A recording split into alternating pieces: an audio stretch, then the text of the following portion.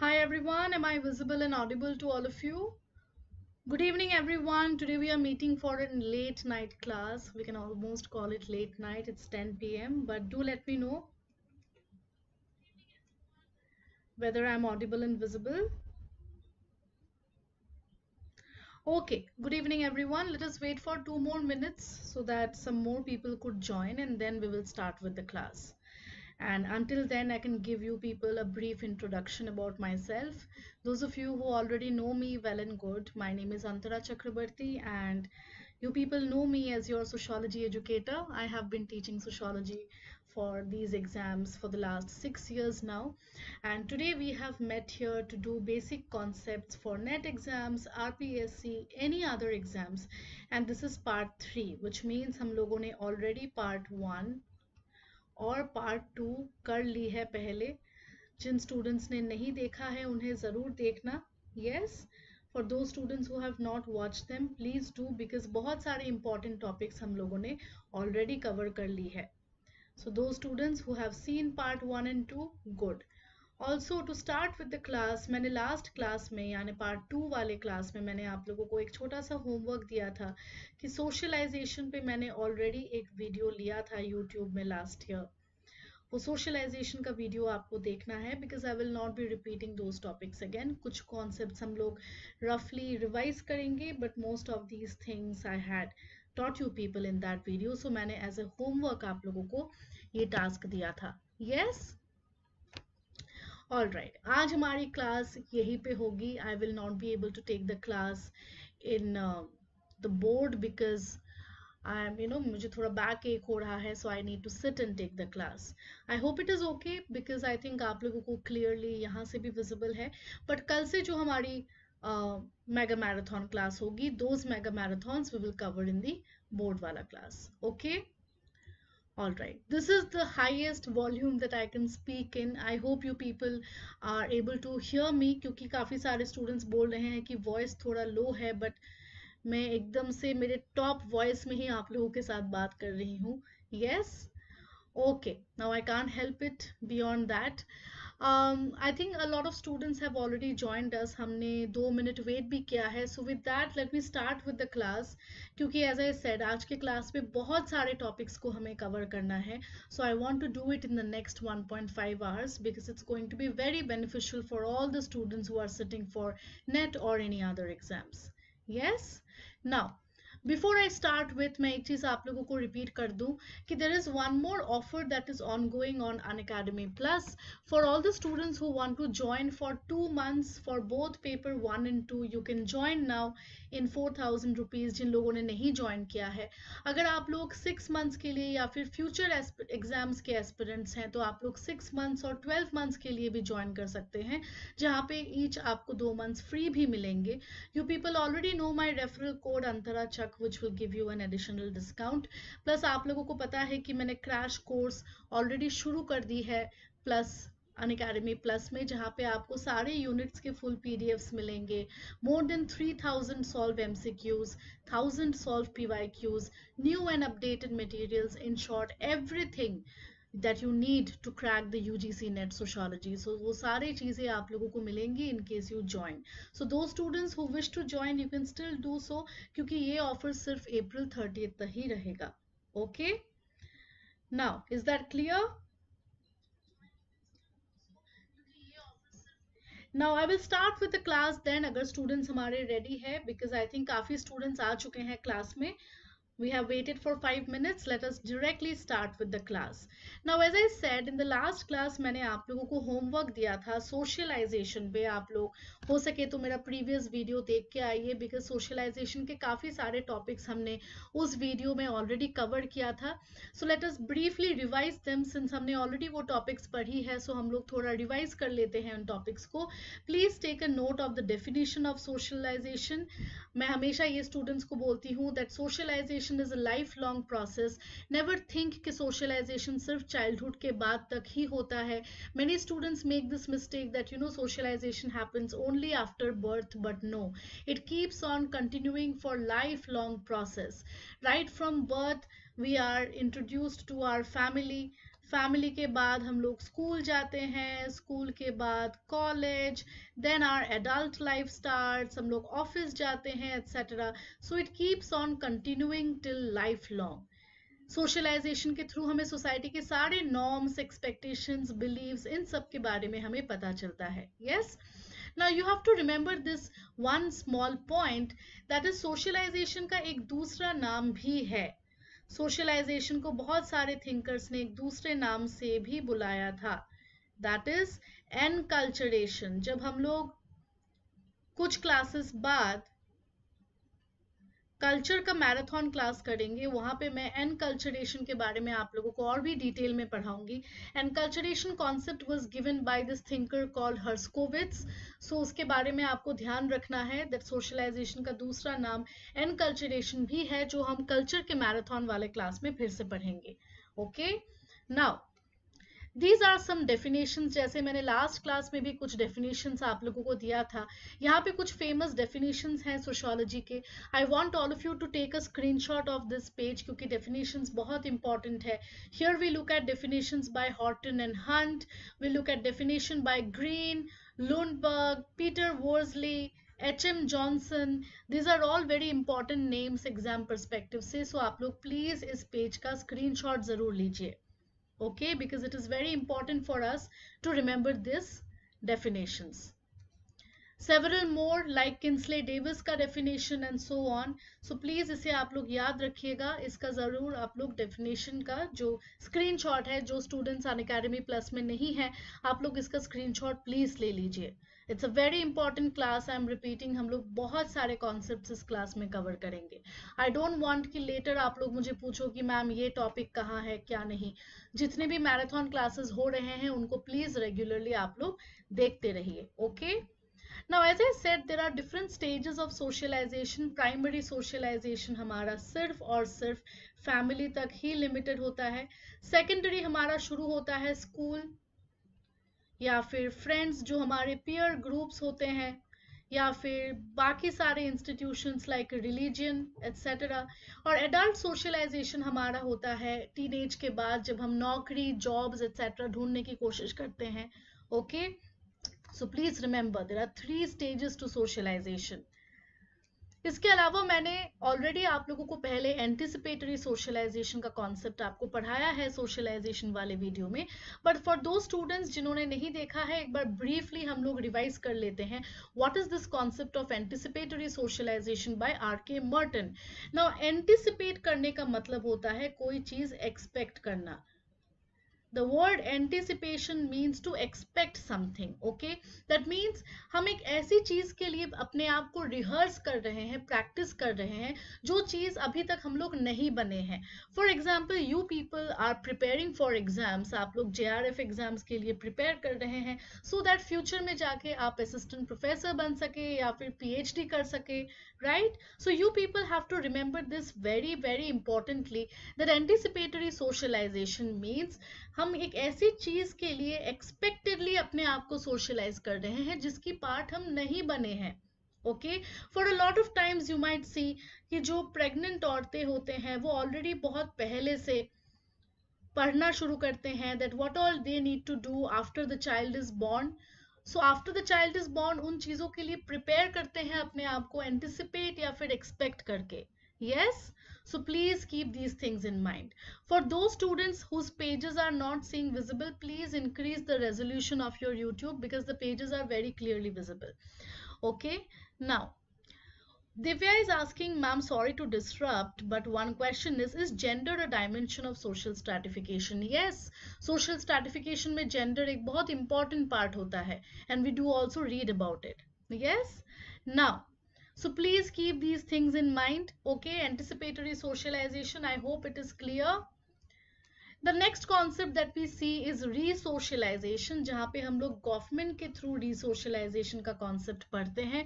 Now please remember, re-socialization तब होता है जब हम छोटे से we are already getting socialized to a lot of things, but suddenly life में एक ऐसा break point आया जहाँ पे आपको completely एक दूसरे institution में हम ले गए. मान लो जेल, या फिर आपने terrorism करना सीख लिया. Yes?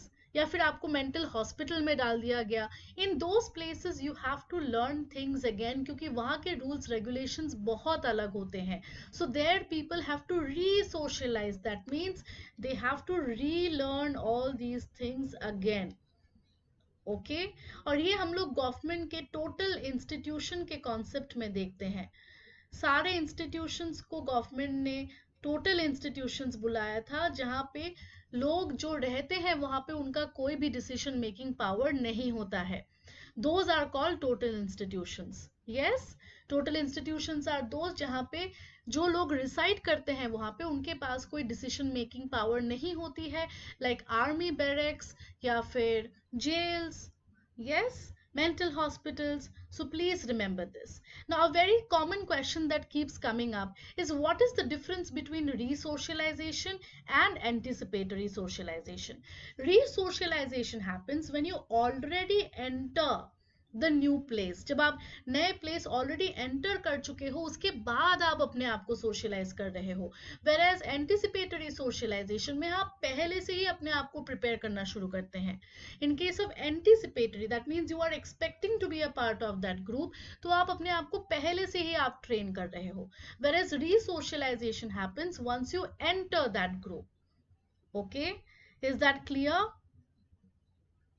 I hope it is clear. You will remember, anticipatory में आप ग्रुप में जाने से पहले से अपने आप को प्रिपेयर करते हैं, whereas in re-socialization you socialize yourself after entering that. Okay, all right. So please remember. So यहाँ पे उन लोगों ने कहा है कि बहुत बार re-socialization आप ब्रेन वॉशिंग के थ्रू भी कर सकते हैं. Yes, हमने देखा है बहुत सारे लोग जो टेररिस्ट या फिर टेररिज्म में इंटरेस्ट ले लेते हैं, सडनली उनका ब्रेन वॉश हो जाता है. Yes, rehabilitation of criminals. जब क्रिमिनल्स इतने सालों तक जेल में रहते हैं उसके बाद वो लोग जेल से बाहर आते हैं, they have to resocialize themselves to learn things again. Religious conversion of sinners. काफी बार ऐसा होता है कि अगर आप रिलीजन को भी चेंज कर रहे हैं तो जो रिलीजन आप पहले मानते थे उनको बुला के आप न्यू रिलीजन के रूल्स रेगुलेशंस को फिर से सीखेंगे. So in these cases also resocialization can happen. Okay, I hope this is clear. Now this is a very important slide, क्योंकि इस बार नेट एग्जाम के क्वेश्चन पेपर में ये आया भी था. हम लोग सोशलाइजेशन के कुछ एजेंट्स के बारे में पढ़ते हैं. What is the meaning of the word agent? Agents वो होते हैं जो हमें सोशलाइजेशन के लिए सिखाते हैं. ओके, जो हमें सोशलाइजेशन करना सिखाते हैं, जो हमें चीजें सिखाते हैं सोशलाइजेशन के through, they are called agents. तो सबसे पहले एजेंट हमारा बर्थ के बाद कौन होता है? Family. We are introduced to the idea of family for the first time after birth. Birth के बाद ही आप स्कूल में तो नहीं जाते हैं, राइट? सो फैमिली के मेंबर्स के साथ आपका सबसे पहले इंटरेक्शन होता है, लेकिन फैमिली के साथ जो इंटरेक्शन होती है उसे हम लोग इनफॉर्मल में रखते हैं. Please pay attention. It's an informal agent of socialisation. यहाँ पे कोई formal government law legality follow करके हम सोशलाइजेशन नहीं करते हैं. ओके, फैमिली हमें इमोशनल अफेक्शन देती है, हमें प्रोटेक्ट करती है, इकोनॉमिक हेल्प देती है, रिलीजियस आइडियाज के बारे में भी हमें इंट्रोड्यूस करती है, हमें एजुकेशन प्रोवाइड करती है, एंड सो हमें एक फैमिली नेम और स्टेटस भी प्रोवाइड करता है family. But please remember, it's an informal agent of socialisation, not formal. All right, now यहाँ पे मैंने कुछ और एजेंट्स के नाम मेंशन किए हैं, but you people have to remember कि इनमें से कौन सा फॉर्मल है, कौन सा इनफॉर्मल. अब जब स्कूल की बात आती है, school is a very good example of a formal institution, क्योंकि स्कूल में हमें प्रॉपर रूल्स रेगुलेशंस फॉलो करने पड़ेंगे. फॉर एग्जांपल, आपको यूनिफॉर्म पहन के जाना पड़ेगा, एक प्रॉपर एटिकेट फॉलो करनी पड़ेगी. Yes, so please remember this. Peer group या फिर आपके जो फ्रेंड्स होते हैं, फ्रेंड्स को हम लोग इनफॉर्मल में रखते हैं.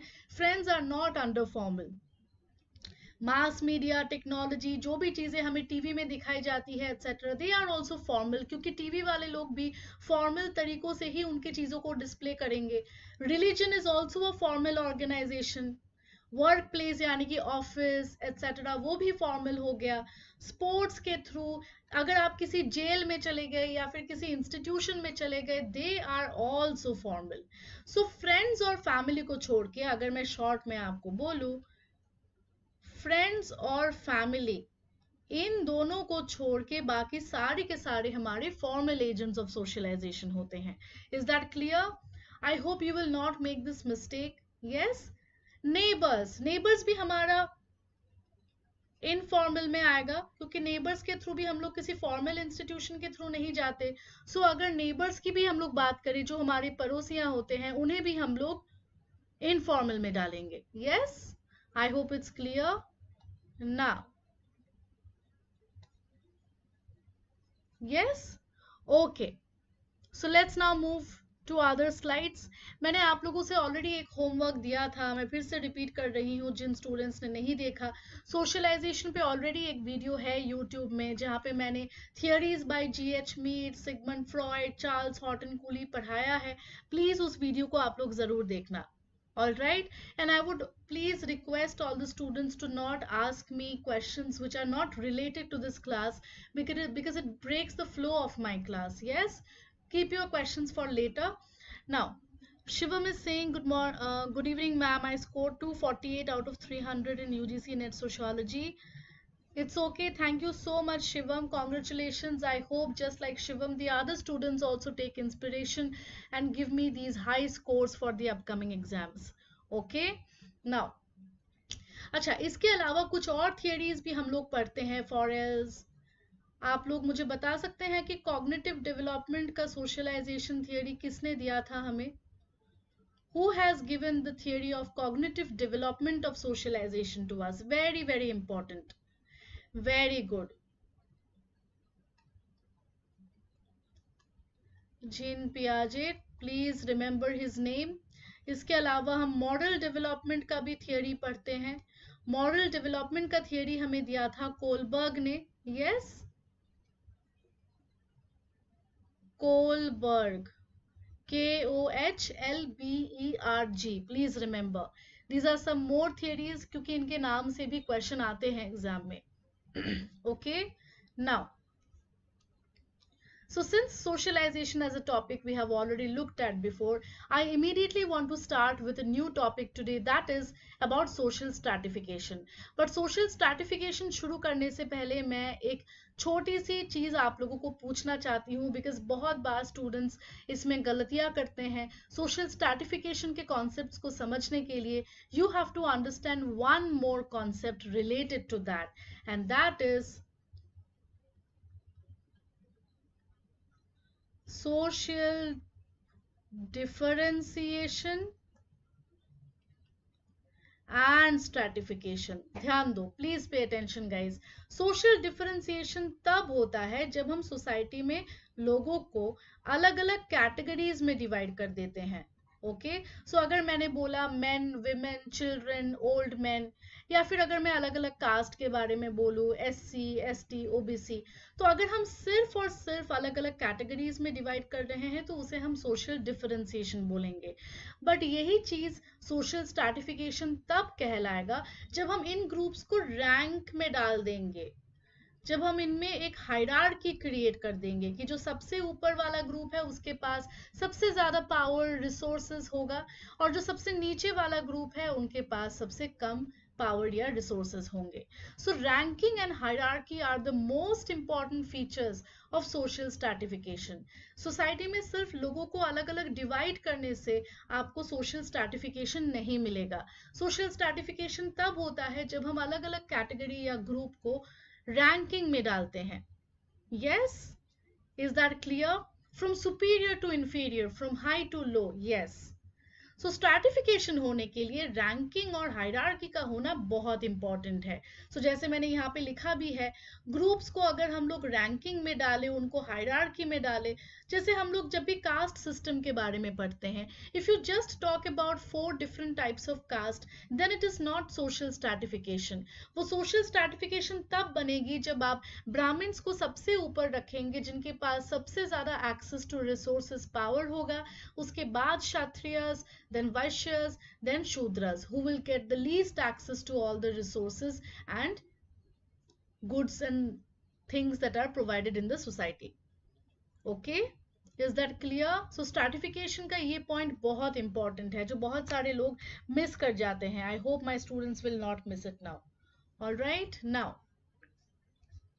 यहाँ पे मैंने एक इमेज भी दिया है. I don't know if it is visible to you, पर फिर भी देख लेते हैं. Social stratification is the categorization of society into a hierarchy based group identification. ये बहुत सारे फैक्टर्स में डिपेंड करता है. जैसे कुछ स्टूडेंट्स मुझे पूछ रहे थे कि सोशलाइजेशन के पीछे फैक्टर्स क्या है. अब फैक्टर्स में आप लोग कुछ भी डाल सकते हैं. Wealth, privilege, status, power. Yes, बहुत सारे तरीके के होते हैं स्ट्रैटिफिकेशन सोसाइटी में. जैसे अगर पैसे के बेसिस पे हम लोग करेंगे तो क्लास बेस्ड डिविजन. अगर हम जेंडर के बेसिस पे करेंगे तो gender discrimination. Yes, I hope it is visible to you the different types of stratification. अगर रेस के बेसिस पे आप करेंगे तो उसे हम लोग एपार्थाइड सिस्टम बोलते हैं, जो वेस्टर्न दुनिया में बहुत ज्यादा था पुराने जमाने में, where blacks were looked at as inferior races to the white people. ऊपर से इंडिया में हमारा कास्ट सिस्टम है जिसपे बहुत सारा काम हुआ है, and I think all of you are aware as well. Disability discrimination is also something that many students miss out on.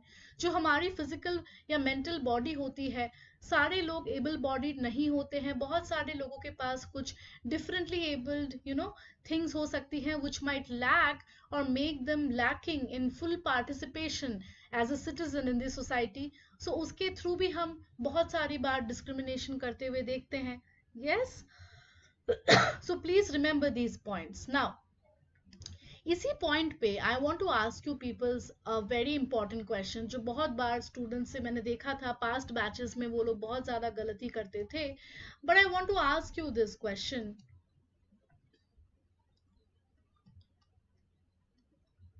Prejudice, stereotype और डिस्क्रिमिनेशन में क्या फर्क है? What is the difference between these terms? Prejudice, stereotype and discrimination. You have to understand this very small element in this. Prejudice होता है pre-assumption. आप किसी भी सोसाइटी या लोगों के बारे में प्रिज्यूम कर रहे हो चीजें, क्योंकि आप खुद उन सोसाइटी से मिले भी नहीं है, बट आप प्रिज्यूम कर रहे हो उनके बारे में कि ये अच्छे हैं, बुरे हैं. स्टीरियोटाइप का मतलब होता है अनचेंजिंग कंजर्वेटिव थिंकिंग प्रोसेस. जैसे अभी भी बहुत सारे लोग बोलते हैं कि लड़कियों को तो गाड़ी चलाना नहीं आता. Stereotype means unchanging thought processes, जहाँ पे लोग अपने थॉट्स को बदलना नहीं चाहते हैं. बट यही सारी चीजें डिस्क्रिमिनेशन में तब कन्वर्ट होगी जब हम इन दोनों को मिला के इस पे एक्ट करेंगे. डिस्क्रिमिनेशन बस सोचने से नहीं होता है, but the moment you act on these prejudices, stereotypes, negative ideas about people, that is when it will become discrimination. जब तक आप उस पे एक्ट नहीं करेंगे वो चीज डिस्क्रिमिनेशन नहीं कहलाएगी. So any social stratification will only happen when you actually act on it. बस माइंड में सोचने से नहीं होगा, आपको उस पे अगर आप एक्ट करेंगे as a society, that is when discrimination will happen. अगर आप डायरेक्टली बोलेंगे कि हायर कास्ट के लोग और लोअर कास्ट के लोग आपस में बात नहीं करेंगे, अनटचेबिलिटी होगी, these things will produce stratification in society and proper discrimination that we learn. Clear? Yes? I hope you remember this thing, guys. Very important. Now ये भी हमारा डेफिनेशन वाला पेज है, प्लीज आप लोग इसका स्क्रीनशॉट ले लो. सोशल स्ट्रैटिफिकेशन के कुछ बहुत फेमस डेफिनेशंस हैं ये, Ogburn and Nimkoff, Lundberg, Gisbert. Please आप लोग स्क्रीनशॉट ले लीजिए so that it helps you in your remembering process. I hope you have taken the screenshot. नहीं तो अगर आप बाद में भी पॉज करके ले सकते हो. इसके बाद कुछ और डेफिनेशंस है by Williams, Raymond Murray, Melvin M Tumin. Yes, please आप लोग इसका स्क्रीनशॉट ले लो. ये सारे सोशल स्ट्रैटिफिकेशन रिलेटेड डेफिनेशंस है. मैं हर एक टॉपिक का डेफिनेशंस आप लोगों को दे रही हूँ so that it gets easier for you people to remember these things clearly. So please take a screenshot. और अगर इमेज क्लियर नहीं है, please increase the resolution of your YouTube viewing, then the image will get cleared. Yes? Okay, now This is a very important slide where we will learn about different types of stratification that are there in society. We have already looked at a few, but let us look at a few more. सबसे पहले हम शुरू करेंगे caste system से. We all know that caste is one of those famous type of stratification or discrimination that was there in India. Caste को हम लोग क्यों स्ट्रैटिफिकेशन में रखते हैं? क्योंकि यहाँ पे कास्ट सिस्टम को हेरिडिटरी एंडोगेमस सोशल ग्रुप माना गया था, यानी कि ये चीज हेरिडिटरी होगा, जो आपके पेरेंट्स का कास्ट होगा वही कास्ट आपका भी होगा, और उस चीज को प्रोटेक्ट करने के लिए लोग एंडोगेमी प्रैक्टिस करते थे. What is the meaning of the word endogamy? Endogamy means जहाँ पे marriages are allowed only within your own group. In this case we are talking about caste. In caste system, we see that most of the times, for a long time, marriages were only allowed within your caste. You were not allowed to marry people outside. Not just that, the different caste groups were also ranked, starting with Brahmin, then Kshatriya, Vaishya, Shudra, Atishudra, and more. Yes, I hope it is clear. Number two, we look at class stratification. Now, those students who know, the concept of class clearly gets determined by the amount of wealth you have. Yes? पैसा या फिर wealth determine करता है in simplest terms कि class basis के stratification में. Yes? और इस बारे में कौन से classical thinker ने बहुत अच्छे से हमें दिखाया है class based stratification? Who can tell me?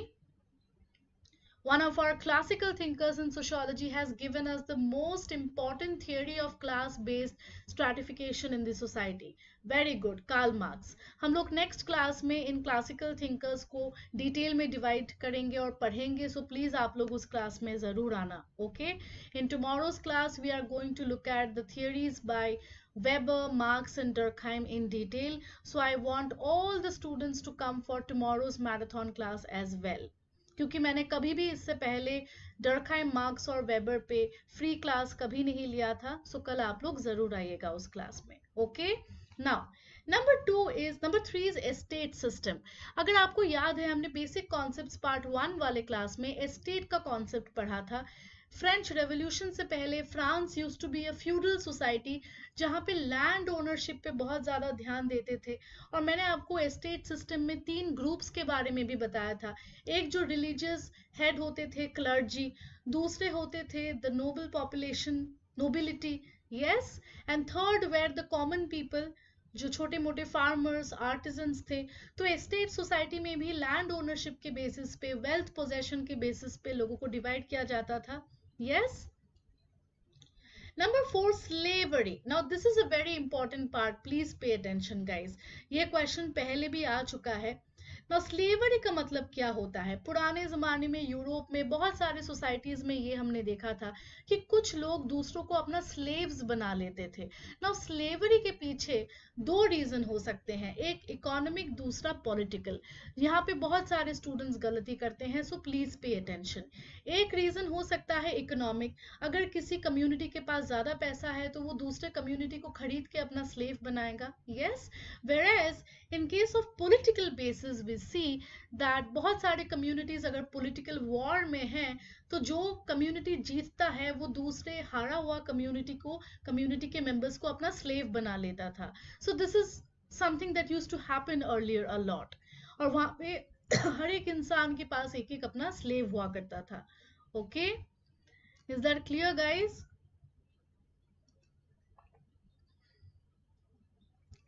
These are different types. इसके अलावा हम लोग रेस के बारे में भी पढ़ते हैं. Now,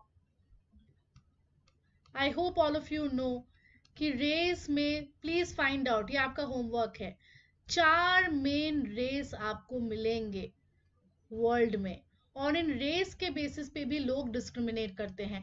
now can you tell me something? Race एक ऐसी चीज है जो हम नहीं बदल सकते हैं, right? This is given to us by birth. हम बायोलॉजिकली जिस भी रेस से आते हैं उसको हम चेंज नहीं कर सकते. सो बहुत सालों तक देखा गया था, specially in the western world, कि जो ब्लैक्स होते थे या फिर जो नेग्रिटो रेस से आते थे उन पे बहुत ज़्यादा ऑपरेशन हुई है, जिसे हम लोग फेमसली एपार्थाइड सिस्टम भी बोलते हैं. यस, उनको हमेशा नौकर की तरह ट्रीट करना, स्लेव्स की तरह ट्रीट करना, पब्लिक जगहों में एक्सेस ना देना। इस पे बहुत सारे मूवीज भी बनी है, if you people are interested in watching. So race is again another very important aspect of discrimination. Not just that, gender is another very important aspect. बहुत सारे स्टूडेंट्स जेंडर को छोड़ देते हैं, but gender is also very important, because gender में हम देखते हैं maximum of the societies have been patriarchal in nature, यानी कि जो मेल होते हैं वो लोग जो भी बोलते हैं उनके हिसाब से सोसाइटी चलती आ रही थी। Males and females were never seen as a same category. They were always being discriminated upon, especially the females who never got rights and access for many places for many years. अभी 200 साल पहले भी situations बहुत अलग थी। Yes, so please remember these. Now हम लोग theories of social stratification में मेजरली दो पार्ट्स देखते हैं। Number one, functionalist approach, number two, conflict perspective. Functionalist approach में हम दो लोगों को पढ़ते हैं, एक्चुअली डेविस और मूर को हम एक ही थियरी में डालते हैं, दूसरे हैं टैलकट पार्सन्स।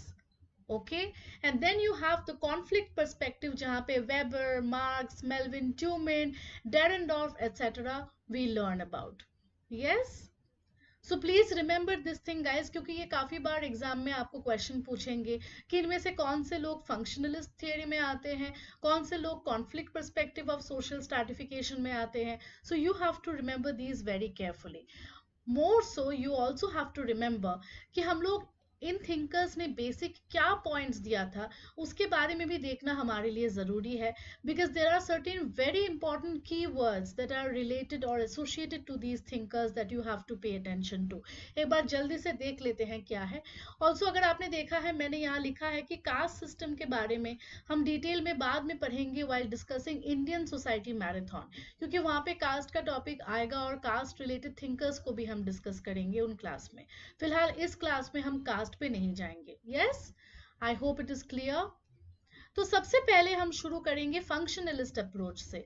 जैसे मैंने आपको कहा, फंक्शनलिस्ट अप्रोच में किंसले डेविस और विल्बर्ट मूर का थियरी सबसे फेमस माना जाता है, और उनके किताब का नाम है सम प्रिंसिपल्स ऑफ स्ट्रैटिफिकेशन। उनके थियरी के दो बहुत की वर्ड्स हैं, they are role allocation and role performance. Before we go into the theory, I want to ask you people this thing.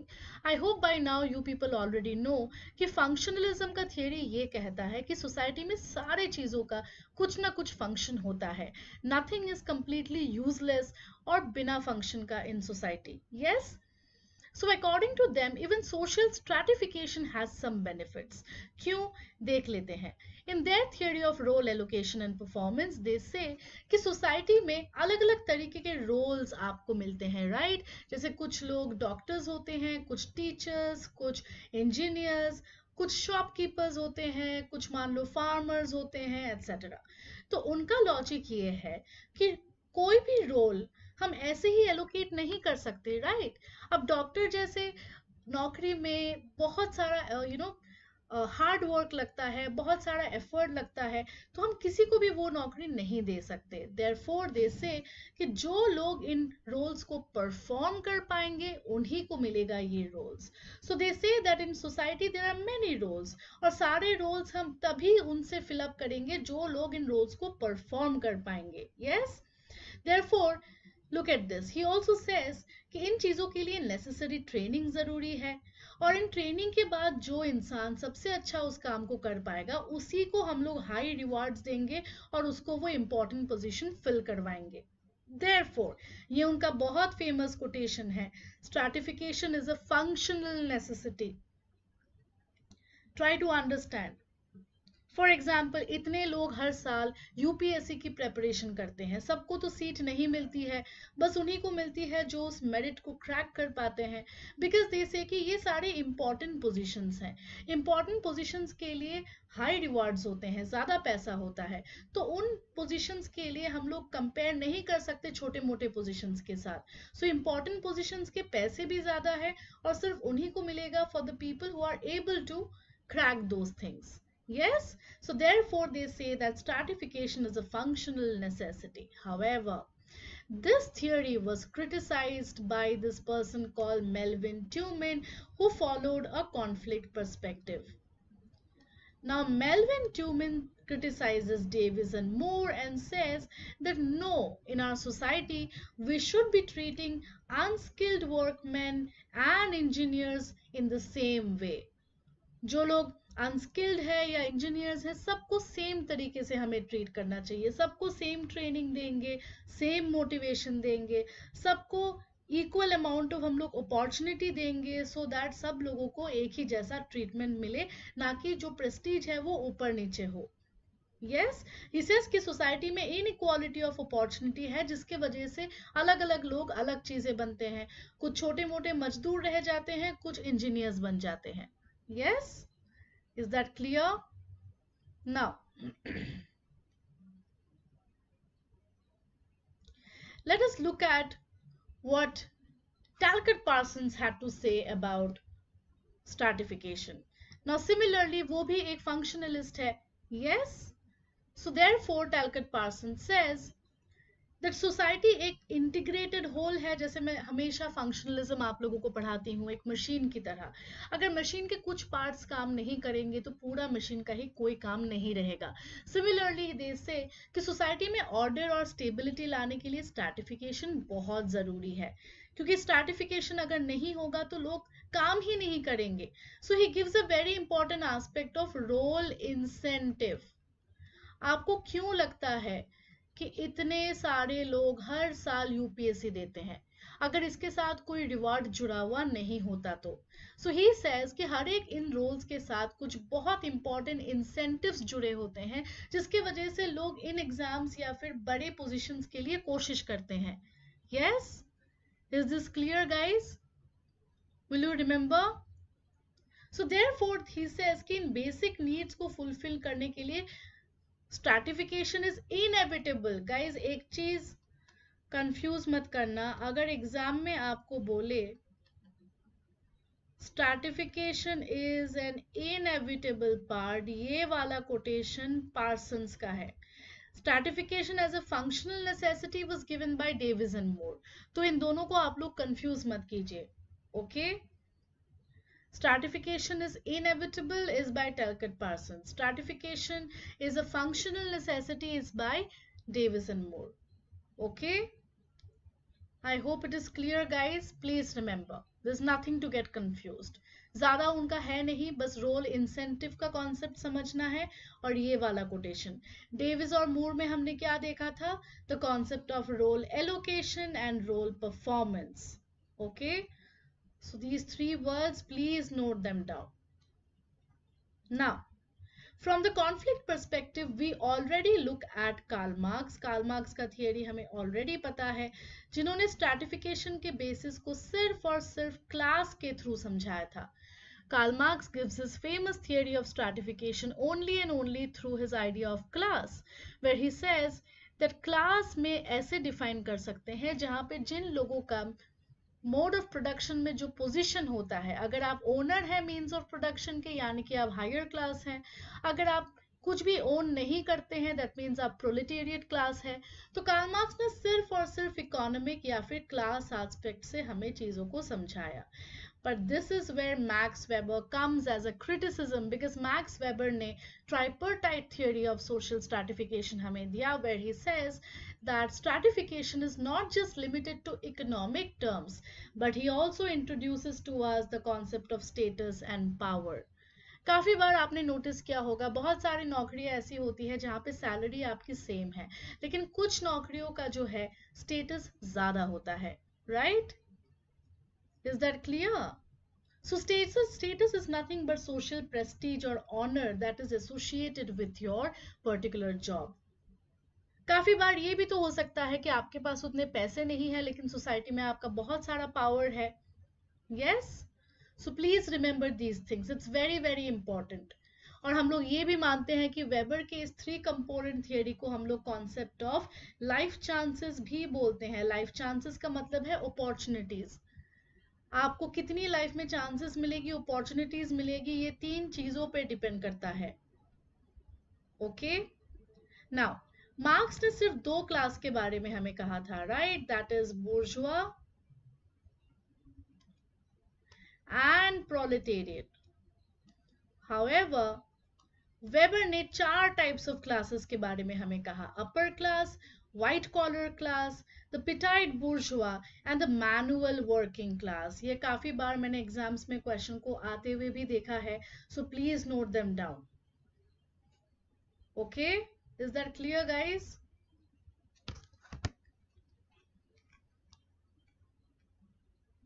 Now, what are the different elements of social stratification? मैंने आप लोगों को already status differentiation के बारे में कहा है. Yes, जहां पे हम सोसाइटी में अलग अलग डिफरेंट स्टेटसेस के बारे में देखते हैं. However, differentiation will only convert to stratification when we put ranking and hierarchy in that. Okay? Similarly, weber ने हमें और एक कॉन्सेप्ट दिया था स्टेटस सिंबल के बारे में, कि बहुत बार स्टेटस के साथ कुछ सिंबल्स भी जुड़े हुए होते हैं जिनसे हमें पता चलता है कि इस इंसान का स्टेटस हाई होगा. For example, they might tell you that you know there are many jobs. For example, अगर आप डॉक्टर हैं तो डॉक्टर की गाड़ी में जो है हमेशा एक सिंबल होती है.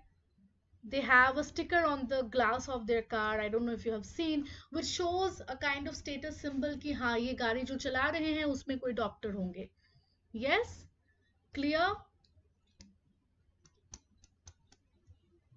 Okay, now Jami is asking how can we subscribe for plus classes. You just have to go to Unacademy, select UGC net and the number of months you want to select, and then you can come for my classes. Yes, now guys, this is a very important part. अभी हमने Melvin Tumin का नाम देखा था, right? Melvin Tumin ने हमें stages of stratification के बारे में भी कहा है. सो ये जो पेजेस में आपको अभी दिखेगा ये मेल्विन ट्यूमिन का है.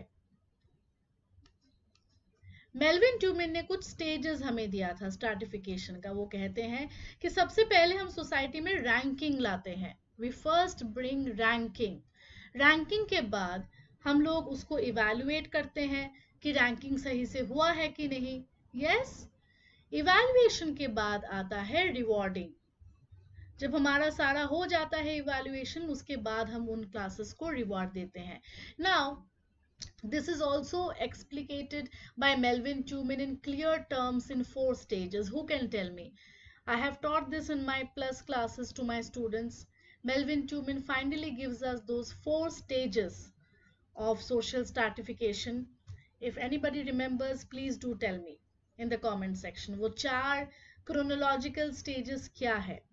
ये तो हमने roughly देखा, but उन्होंने 4 specific नाम दिया था उन chronological status को. What are those? If anybody can tell me, well and good. नहीं तो ये आपको as a homework में दूंगी, या फिर आप लोग मुझे बाद में comment section में भी बता सकते हैं.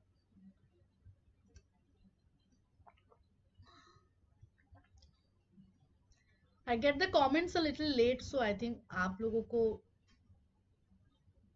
you must be typing, but I can get the comments a little late. But anyway, it's your homework. Yes? Yes, very good. Shahida has said, but अलग अलग लोग अलग बोल रहे हैं. कुछ लोगों ने अलग बोला.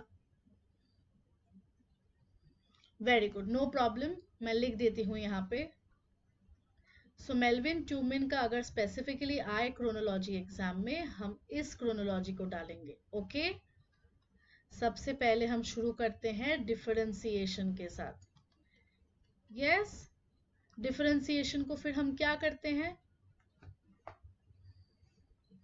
वेरी गुड, रैंकिंग करते हैं.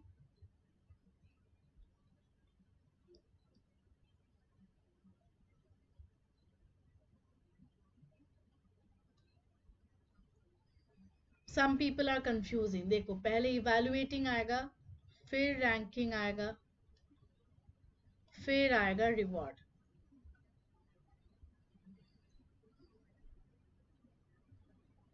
Okay, but this is a homework to you people. I want you people to find out yourself.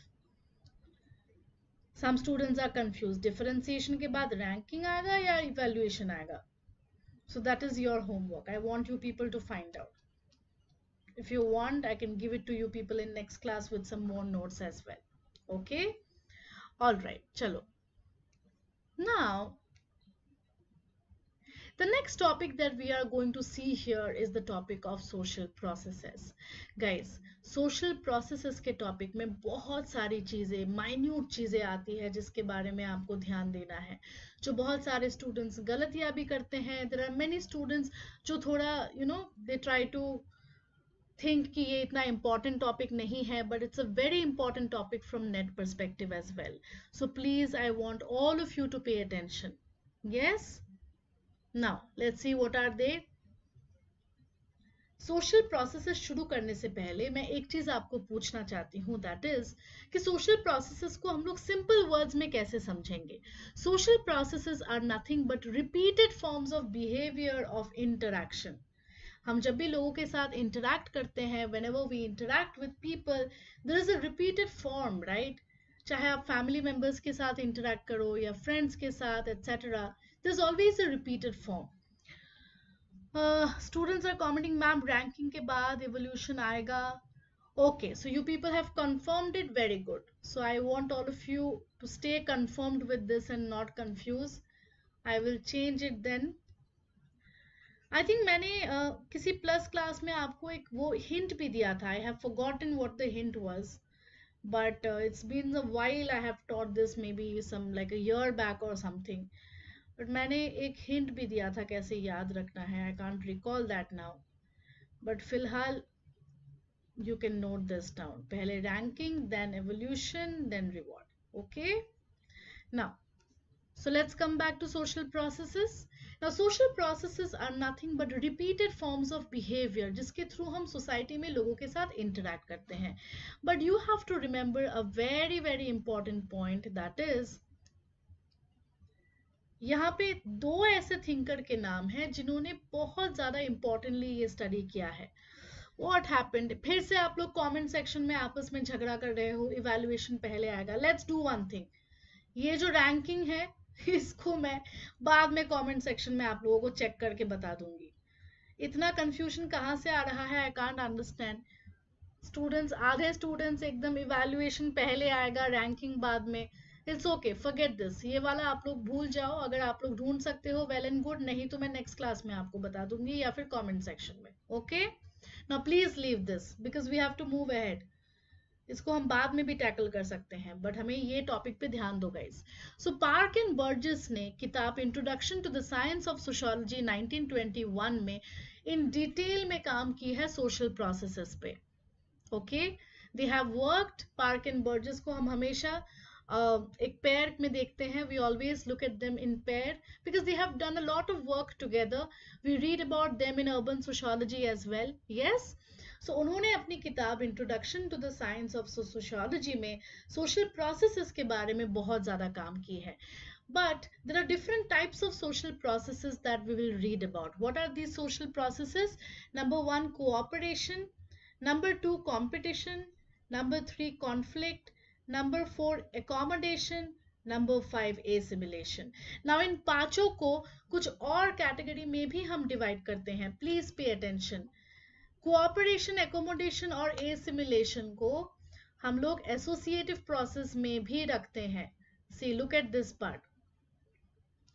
इन तीनों को हम एसोसिएटिव प्रोसेस बुलाते हैं, जबकि कंपटीशन और कॉन्फ्लिक्ट थोड़ा नेगेटिव वाइब लाता है, देयरफॉर इसे हम लोग डिसोसिएटिव प्रोसेसेस में भी रखते हैं. Will you remember this? Please note it down because ये एग्जाम में आता है. What can be called as dissociative process, which are also called as associative process. So please note it down. Okay, first के तीनों को हम लोग positively देखते हैं, therefore associative. डिसोसिएटिव में कहीं ना कहीं एक ब्रेक अवे पॉइंट आ जाता है, therefore competition and conflict dissociative. Now let us look at them in detail. There are several important things that you have to pay attention, which includes features of each of these social process. सबसे पहले हम पढ़ेंगे conflict के बारे में. Now please pay attention. It develops whenever a person or group seeks to gain a reward not by surpassing other competitors but by preventing them. देखो, एक छोटी सी एग्जांपल मैं आपको देती हूँ. कॉन्फ्लिक्ट और कंपटीशन में क्या फर्क है? जैसे अभी आप लोग आपस में compete कर रहे हो JRF के लिए, राइट? सो यहाँ पे आप सब लोग एक साथ प्रिपेयर कर रहे हो, लास्ट में एंड में जिसको रिजल्ट हाई मिलेगा उसको जीआरएफ मिलेगा। बट कॉन्फ्लिक्ट में ये पॉसिबल नहीं है। कॉन्फ्लिक्ट में हम सबको compete नहीं करने देते हैं। कॉन्फ्लिक्ट में आप बाकियों को हट के आप जीतेंगे। You have to prevent them from competing। So conflict तब होता है जब एक ग्रुप ये चाहता है, दूसरा ग्रुप कुछ और चाहता है। सो यहाँ पे एक ही चीज की जीत हो सकती है। ओके ना, एक होता है डायरेक्ट कॉन्फ्लिक्ट। यस, डायरेक्टली आपने किसी को मार ही दिया कि नहीं उसको मैं एग्जाम देने से अलाउ ही नहीं करूंगी। दूसरा है इनडायरेक्ट कॉन्फ्लिक्ट। यस, कहीं ना कहीं आप लोग नेट जेआरएफ की प्रेपरेशन को भी एक तरीके का इनडायरेक्ट कॉन्फ्लिक्ट देखोगे। हम लोग इनडायरेक्ट कॉन्फ्लिक्ट का एग्जाम्पल ले सकते हैं बुर्जुआ और प्रोलेटेरिएट का एग्जाम्पल। वो लोग डायरेक्ट तो कॉन्फ्लिक्ट में नहीं आते हैं, बट हमें पता है कि बुर्जुआ क्लास और प्रोलेटेरिएट क्लास के बीच हमेशा एक इनडायरेक्ट कॉन्फ्लिक्ट रहता है, because their interests are polar opposite to each other. Yes, will you remember this guys, it's very important. Conflict को हम टैकल कैसे करेंगे? हंसी मजाक से, या फिर आप अवॉइड करो लोगों को, अपना माइंड बदलो, अपना सेंटिमेंट बदलो। Yes, but you have to remember this very important features of competition as well. In contrast to conflict, it aims to destroy or do away with opponent. Competition simply aims to do out the competitor. Competition में अलग अलग लोग एक साथ race शुरू करेंगे। इसमें हम लोग बाकियों को रोकेंगे नहीं। जो सबसे पहले जीतेगा, सबसे पहले पहुंचेगा, वही जीतेगा। Yes, so here we are not stopping the other people from coming. सब अपना अपना भाग रहे हैं। जो सबसे पहले भाग के जीतेगा उसी को हम लोग विनर बोलेंगे। Yes, clear? यहाँ पे किसी तरीके का फोर्स या कोअर्शन नहीं होता है। सब लोग अपना अपना गेम का रूल फॉलो करेंगे। रूल फॉलो करने के बाद जो भी जीतेगा उसको प्रॉपर रिवॉर्ड मिल जाएगी। Clear? I hope this is clear guys. देखो, छोटा डिफरेंस है कंपटीशन और कॉन्फ्लिक्ट में। कॉन्फ्लिक्ट में हम लोग बाकी लोगों को आगे बढ़ने ही नहीं देते हैं। कंपटीशन में सब अपना आगे बढ़ते हैं। जो जीतेगा उसी को हम लोग विनर बोलेंगे। Yes, now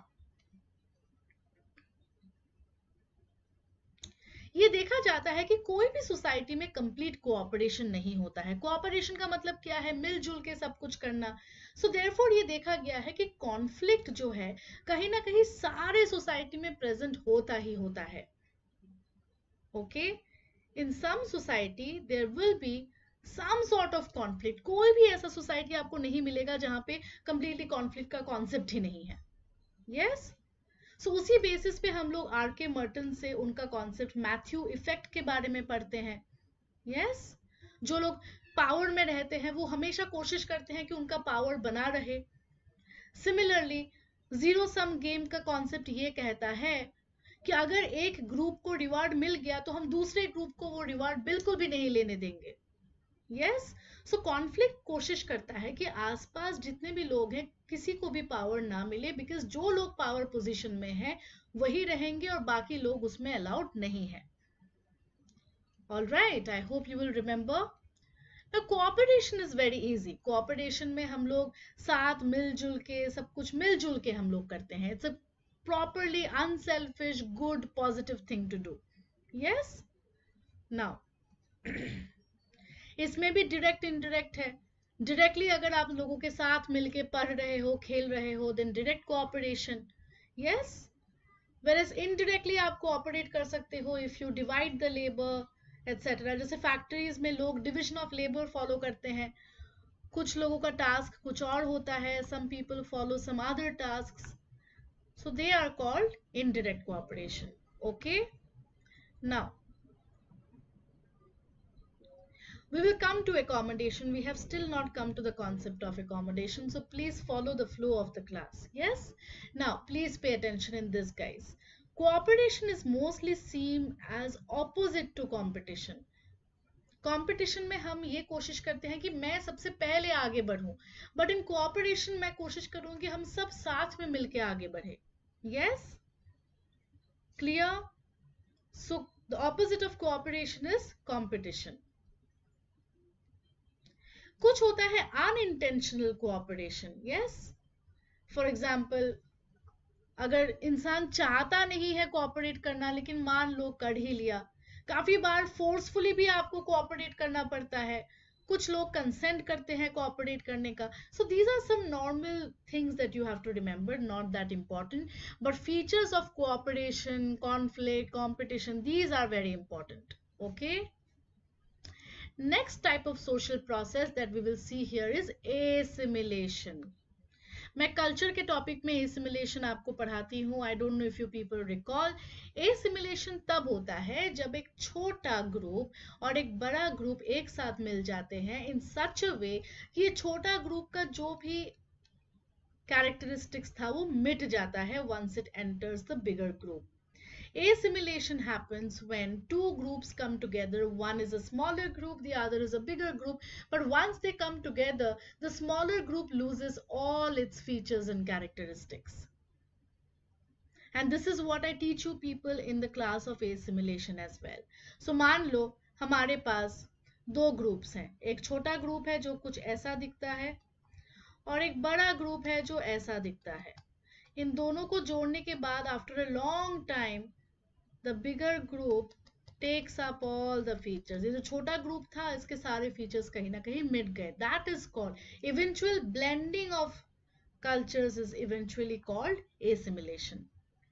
Okay, will you remember guys? Now let us look at the other type, that is accommodation. Accommodation word सुनते ही आपको adjust का वर्ड ध्यान में आता है, राइट. एकोमोडेट करना यानी कि जहां पे हम एडजस्ट कर लेते हैं. कॉन्फ्लिक्ट को सॉल्व करने के लिए बहुत सारे लोग एडजस्टिंग में आ जाते हैं. यस, आप एडजस्टमेंट दो तरीके से कर सकते हो, एक फिजिकल वर्ल्ड के साथ, एक सोशल वर्ल्ड के साथ. मान लो कल अगर मैंने आपको, you are born and brought up in India, और मैंने कल आपको जाके एंटार्क्टिका में डाल दिया कि अब से आप एंटार्क्टिका में रहो, तो ऑब्वियस सी बात है कि आपको नए क्लाइमेट के साथ अपने आप को एक क्लाइमेटाइज करना पड़ेगा. इसी चीज को पार्क एंड बर्जेस ने दो टाइप्स में कहा था. अगर आप एनवायरनमेंट के साथ अपने आप को एडजस्ट कर रहे हो, एकोमोडेट कर रहे हो, वी कॉल इट ए क्लाइमेटाइजेशन. अगर आप सोसाइटी के साथ, कल्चर की चीजों के साथ एडजस्ट कर रहे हो, we call it naturalization. Will you remember? जब हम एक नए देश में जाते हैं, बहुत सारी चीजें आपको नई लगती है, but eventually you become a part of that society. That is called naturalization. Will you remember the two types by Park and Burgess? I hope you will. It's very important. Now, Park and Burgess ने accommodation के कुछ बहुत important features बताए थे. What are they? They said कि accommodation is the natural result of conflict. Society में conflict को कम करने के लिए नेचुरली हम लोग कहीं ना कहीं एक पॉइंट के बाद एकोमोडेट या फिर एडजस्ट कर लेते हैं. Accommodation is an unconscious activity. जानबूझ के हम एकोमोडेट नहीं करते हैं. यस, हर एक सोसाइटी में आपको एकोमोडेशन मिलेगी. It is universal in nature. It is also a continuous process. Accommodation कभी बंद नहीं हो जाता. हम सब लोग हमारी लाइफ में किसी ना किसी एस्पेक्ट में हमेशा एकोमोडेट कर रहे होते हैं. It's a mixture of both love and hatred. आप चाहे ना चाहे, लेकिन किसी किसी सिचुएशन में you have to end up accommodating. Okay, is that clear guys? Now this is a very important slide. हो सके तो आप लोग इसका स्क्रीनशॉट भी ले लो, बिकॉज यहाँ पे हम एक बहुत इंपॉर्टेंट चीज पढ़ेंगे. रॉबर्ट एजरा पार्क ने, when he joined University of Chicago, he developed this theory of assimilation, जिनको उन्होंने race relation cycle theory भी बोला था. He said कि मान लो आप एक ऐसे इंसान हैं और आप एक completely new society में चले गए हो. न्यू सोसाइटी में जाने के बाद आप किन स्टेजेस में सोशल प्रोसेसेस करोगे? This is very important. सबसे पहले कांटेक्ट होगा, फिर कॉन्फ्लिक्ट होगा, फिर एकोमोडेशन होगा, फिर एसिमिलेशन होगा. Guys please pay attention. ये जो क्रोनोलॉजी है ये एग्जाम में पूछा जाता है. Okay, they ask you about this chronology in exam. Contact, conflict, accommodation, assimilation. They ask you about this particular chronology even in exam. So please remember, race relations theory by Robert Ezra Park. इसी के through उन्होंने race relations को study भी किया था Chicago में. Yes, clear guys? Okay, good. Let us look at some of the characteristics of competition. Competition में क्या है features? Competition एक impersonal struggle होती है. पार्क एंड बर्जेस ने कंपटीशन को इंटरैक्शन विदाउट सोशल कांटेक्ट बुलाया है. Guys this is very important. I remember एक बार एग्जाम में पूछा गया था, dash is the interaction without social contact. Options में था कंपटीशन, कॉन्फ्लिक्ट, कोऑपरेशन. आप लोग नहीं आंसर कर पाएंगे if you do not remember this. तो हो सके तो आप लोग प्लीज स्क्रीनशॉट भी ले लेना. कंपटीशन को हम अनकॉन्शियस एक्टिविटी भी बोलते हैं. यस, क्योंकि कंपटीशन में आप सच्ची में लोगों को अपना एनिमीज नहीं मानते हो. आप बस अपना जो है, जो whatever your personal struggle is, you might be focusing on that, but you don't really treat them as your competitors and कि you know ये आगे चले जाएंगे तो कुछ होगा. No, it's an unconscious activity. ये हमारा socialization का पार्ट है जहाँ पे हमें सिखाया गया है कि compete करना होता है. Competition is also universal. आपको सारे सोसाइटीज में किसी ना किसी तरीके का कंपटीशन जरूर दिखेगा. ओके, नाउ ये कुछ सोशल इंटरैक्शंस के डेफिनेशंस हैं. Please pay attention and take a screenshot. You people know by now. Definition होगा तो प्लीज उस पेज का आप लोग स्क्रीनशॉट ले लो.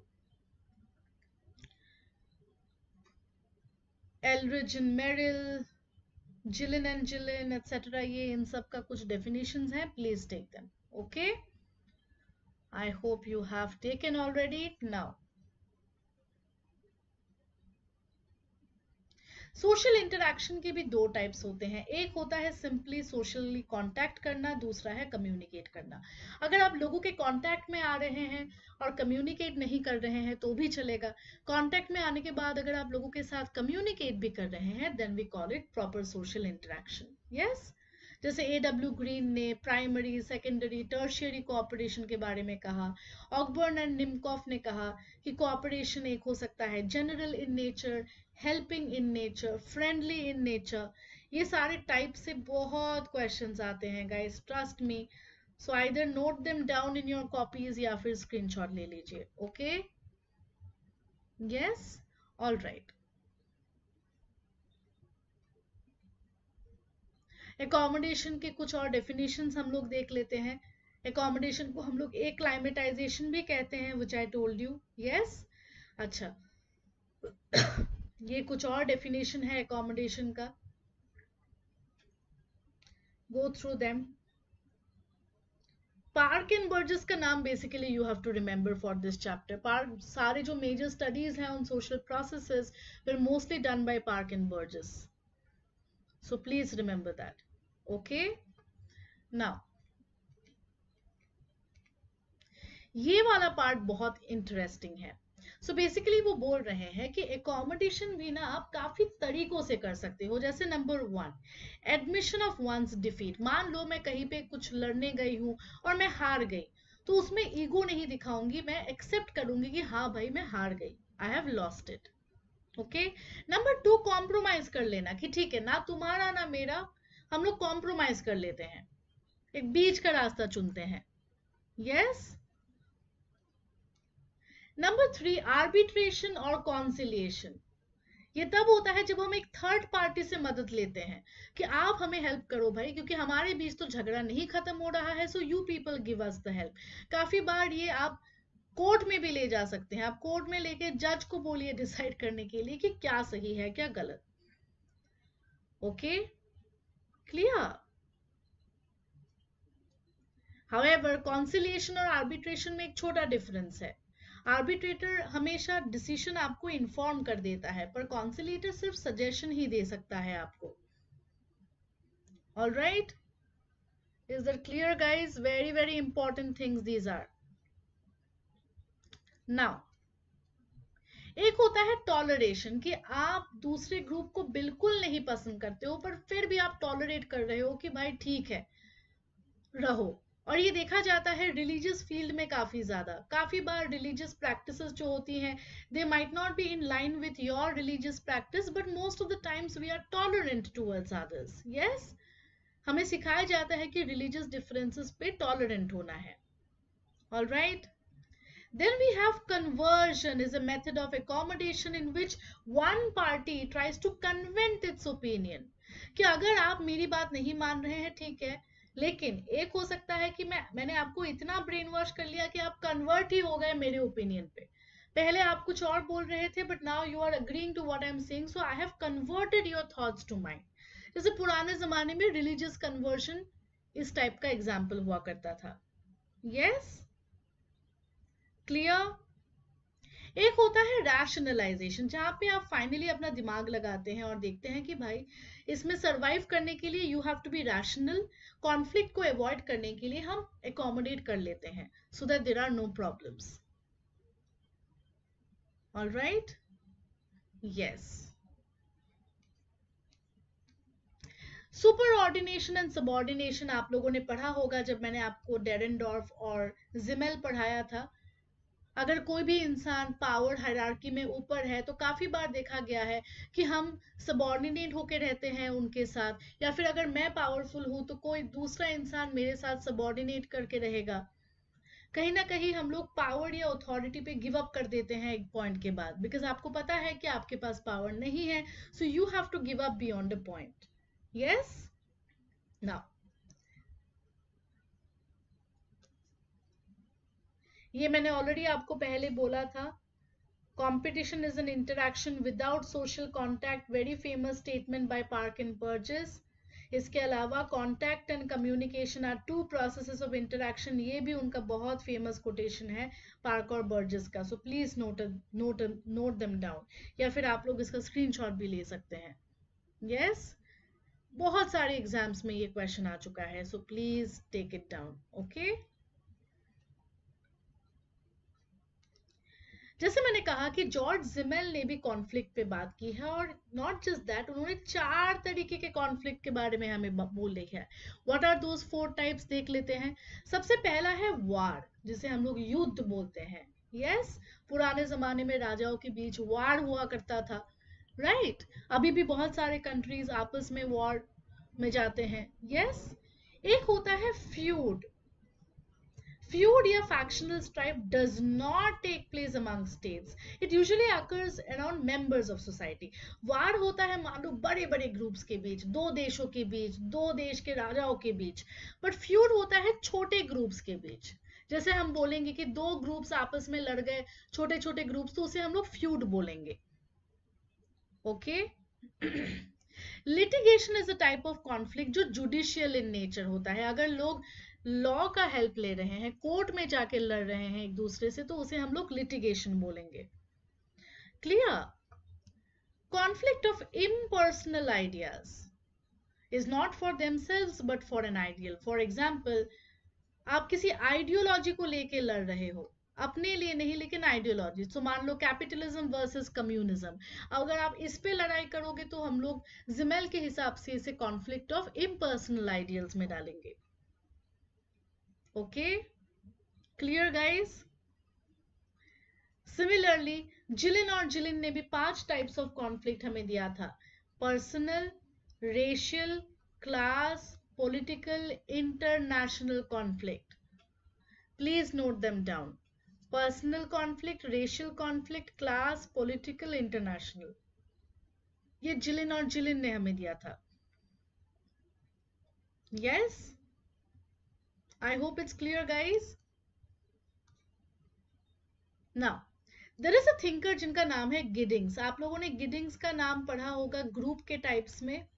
मैंने ग्रुप्स के चैप्टर में आप लोगों को गिडिंग्स के बारे में बताया था। नाउ गिडिंग्स ने एक बहुत इंपॉर्टेंट चीज बताई कि सोसाइटी में हम सोशल प्रोसेसेस या सोशल इंटरैक्शन तभी कर पाएंगे जब, this is a very important की वर्ड बाय गिडिंग्स, जब हमारे बीच कॉन्शियसनेस ऑफ काइंड होगा। It's a very simple term, very simple phrase, meaning also is very simple. हम human society आपस में ज़्यादा अच्छे से interact कर पाते हैं rather than the animal society, क्योंकि हमें उनका consciousness नहीं समझ में आता है for some reason.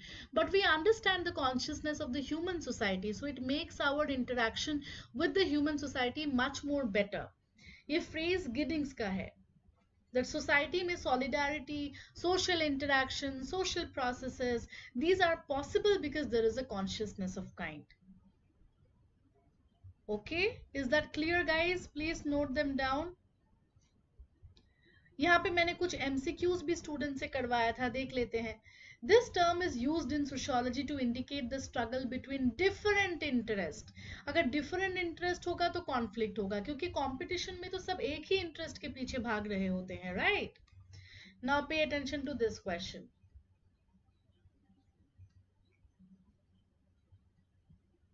Which of the following statements is correct? Social processes may be both associative and disassociative. अभी क्लास के beginning में हमने देखा था, right? Now, which one is the correct sequence of socio-cultural process? इसका chronology भी मैंने आपको बताया था. पहले contact होगा, फिर conflict, फिर accommodation, फिर assimilation. Yes? Now, इनमें से कौन सा प्री रेक्विजिट है सोशल इंटरैक्शन के पीछे? अगर आप लोगों के बीच सोशल इंटरैक्शन करवाना चाहते हो तो म्यूचुअल ओरिएंटेशन का होना बहुत जरूरी है. Face to face physical contact harmony नहीं. म्यूचुअल का मतलब है कि एटलीस्ट इंसान को तो राजी होना पड़ेगा ना इंटरैक्ट करने के लिए. अगर मुझे किसी से बात ही नहीं करना है तो कैसे हम सोशल इंटरैक्शन करेंगे? Yes, so reciprocity or mutual orientation is very important for interaction. The process of accommodation is adopted by society to avoid what? क्या avoid करने के लिए हम accommodation लाते हैं? हम conflict between equals और non-equals के बीच avoid करने के लिए accommodation लाते हैं. Competition को avoid करने के लिए नहीं आता है. याद है अभी हमने पढ़ा है. To avoid conflict we bring in accommodation in the society. Okay? The process by which ideas and beliefs become a part of the self is called, मैंने आज के क्लास के beginning में आपको बताया, socialization का दूसरा word है internalization. हमारे self को हम अपने ideas, beliefs के बारे में और भी बेहतर तरीके से समझाते हैं through internalization. Okay? Now, the next topic that we are going to look at in today's class is the topic of social change. जो भी students impatient हो रहे हैं, please आप लोग note कर लो कि मैं 11:30 बजे तक तो class लूँगी, because I have to finish these topics with all of you today. So I will not give you any break until then. हम लोग 11:30 तक social change, social mobility के topics खत्म करेंगे. Okay? Clear? Puja is asking ma'am जब तक conflict नहीं होगा एकोमोडेशन कैसे होगा? ऑब्वियस सी बात है. एकोमोडेशन हम कब करते हैं? जब हमें करना पड़ता है. तो अगर सोसाइटी में कॉन्फ्लिक्ट नहीं हो रही है, सब लोग मिलजुल के कोऑपरेट कर रहे हैं, तो उस सिचुएशन में एकोमोडेशन की जरूरत ही नहीं होगी. Okay? Now please pay attention to the idea of social change.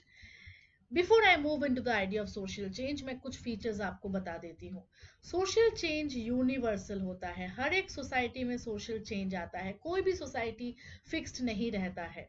Yes, it's a gradual change.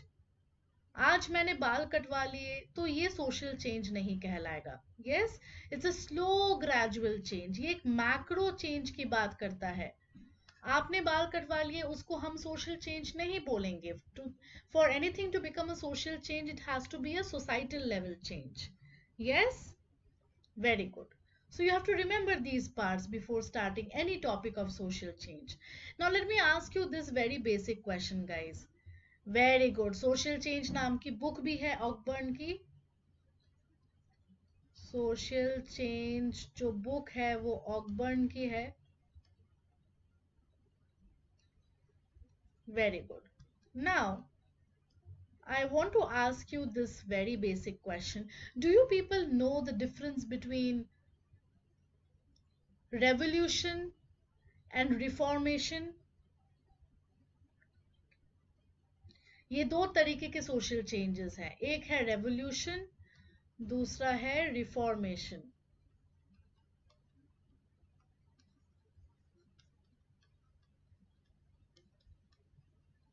Reformation में हम सिर्फ और सिर्फ कुछ चीजें मॉडिफाई करते हैं. पूरा का सोसाइटी बदल नहीं जाता. रेवोल्यूशन में कंप्लीट सोसाइटी ही चेंज हो जाती है. The society goes through complete change in case of revolution, whereas reformation में हम बस थोड़ा मोड़ा जो है modification लाते हैं. Yes, revolution means a total change in the whole structure. All right, will you remember this, guys? Please remember. Okay? Now, the reasons of social change can be many types. Some changes can be from inside, some can be from outside. कुछ changes society के अंदर से ही आती है, कुछ बाहर से आती है. यस. अच्छा, हु कैन टेल मी ये एंडोजिनस और exogenous types of social change के बारे में हमें कौन कहते हैं for the first time? Who has told us about endogenous and exogenous types of social change?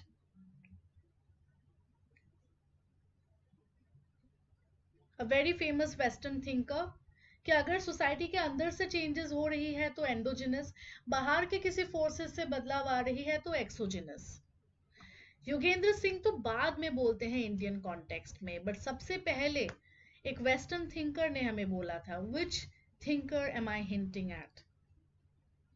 Yes, you are right. India में भी इस पे योगेंद्र सिंह, एम एन श्रीनिवास ने काम किया है, but for the first time it was someone else. So maybe again try and find out who am I talking about. No, it's not Redfield. Redfield का हो गया ऑर्थोजेनेटिक एंड हेटेरोजेनेटिक, जो श्रीनिवास और योगेंद्र सिंह फॉलो करते हैं. So it's your homework, you people have to find out. No, not Dumo either. Find out कि सबसे पहले एंडोजिनस और एक्सोजिनस चेंजेस के बारे में किसने कहा था. Okay, all of you have given me wrong answers, so I will not go into it. आप लोग मुझे बताना नेक्स्ट क्लास में. Okay, now यहाँ पे हम लोग कुछ टाइप्स ऑफ सोशल चेंजेस के बारे में पढ़ेंगे. These are the famous ones, but मैं कुछ और चेंजेस के बारे में आपको बता दूं.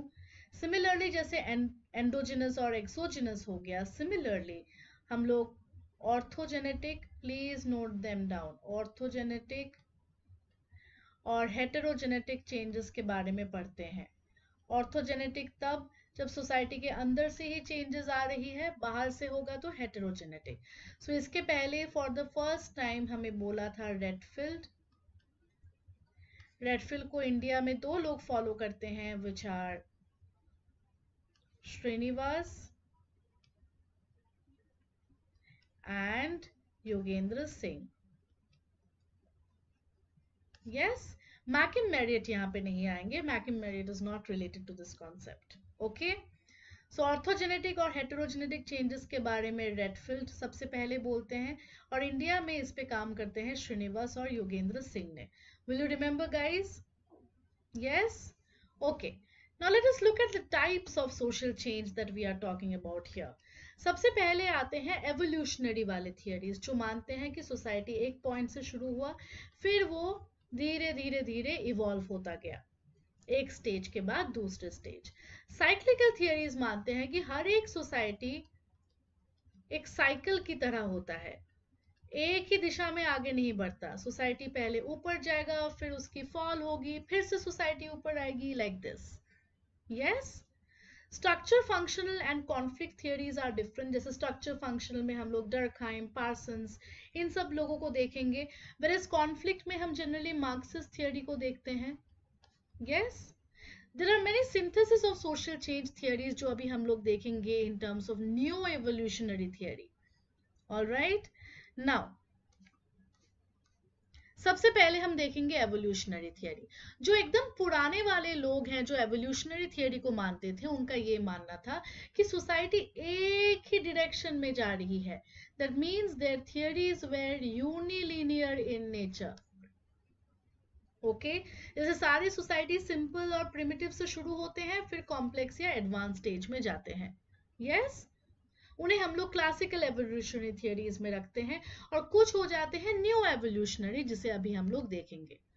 सो क्लासिकल में मोस्टली हम लोग इन तीनों को रखते हैं. जैसे ऑगस्ट कोड, उन्होंने हमें थियरी दिया theological stage, then metaphysical stage,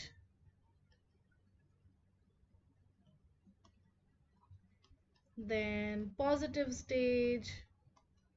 Yes, thank you so much Achal for such a beautiful compliment. Congratulations to you. Yes, okay. उसके बाद स्पेंसर ने तो सोशल डार्विनिज्म का ही थियरी ले लिया कि सोसाइटी में जो सर्वाइवल ऑफ द फिटेस्ट होगा वही जीतेगा. यस, ईबी टाइलर ने भी ऐसा थियरी दिया 3 स्टेजेस के बारे में।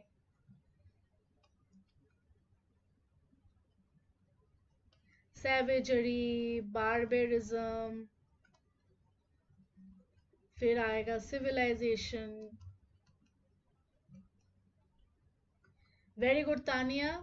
स्पेंसर ने ये भी तो कहा था कि सोसाइटी मिलिट्री से इंडस्ट्री बन रहा है। Yes, very good.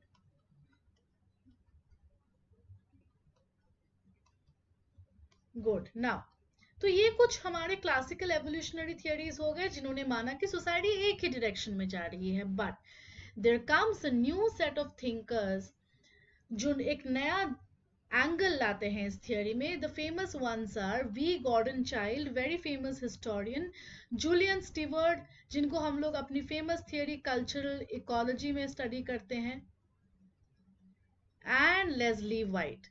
इनफैक्ट ये जूलियन स्टीवर्ट ही है जिन्होंने ये फेमस थियरी दिया था ऑफ मल्टीलीनियर एवोल्यूशन, मल्टी